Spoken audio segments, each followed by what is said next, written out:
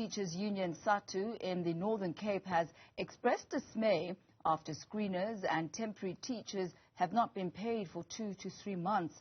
The union says the non-payment of the provincial education authorities is a disruption to livelihoods and safety at places of teaching and learning in the province. Joining us now for an update on the matter is Sadtu's Northern Cape Provincial Secretary, Ms. Palesa Nqumashe.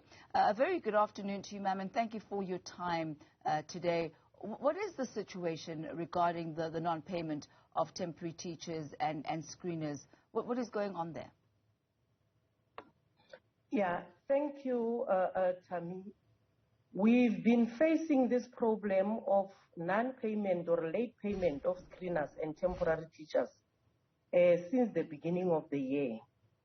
But this time it has worsened when screeners and teachers have not been paid for 3 months. Some of them, the last time they received a salary or a stipend, because screeners are receiving stipend, was end of May. And these screeners and teachers are providing a service to the department. And everybody at the end of the month, when you have rendered a service, you expect to be remunerated.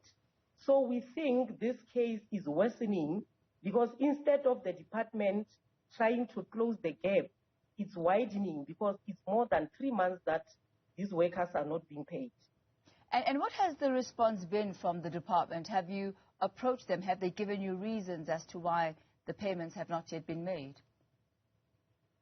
Yes, we had numerous engagements with the department. We engaged in the ELRC, where we were provided with responses that the principals will then be consulted given the problem of non-payment. But when you go to the principals, they are raising an issue of the moratorium of filling of posts. Now, I think that is the main challenge because this moratorium of filling of posts have taken the function of appointment from the education department to treasury. So treasury is the one that is dragging when they have to open the function for the department to appoint teachers and process their salaries. The same with the screeners. We are told of the problem of budget for the screeners.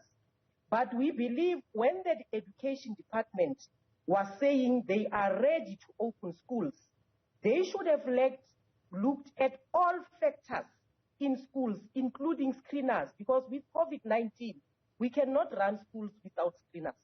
So the issue is the moratorium of filling of posts placed by the Northern Cape Provincial government and the function that is taken away from the Northern Cape Department of Education to Treasury. And how many screeners and temporary teachers are affected by this? I will not be able to give you the exact statistics of how many, but I know in the region that I am now in Francis Bart, we had 36 of them. We had 39 in Pixlikasemi, but when we added both the screeners and the teachers, the payments that were supposed to have been made was plus minus 200 of these workers. And how has the COVID-19 pandemic, as well as the issue of non-payment, affected the workers? COVID-19 have affected the workers and the school adversely so, because as we speak, we are having 6 schools that have been closed due to COVID-19.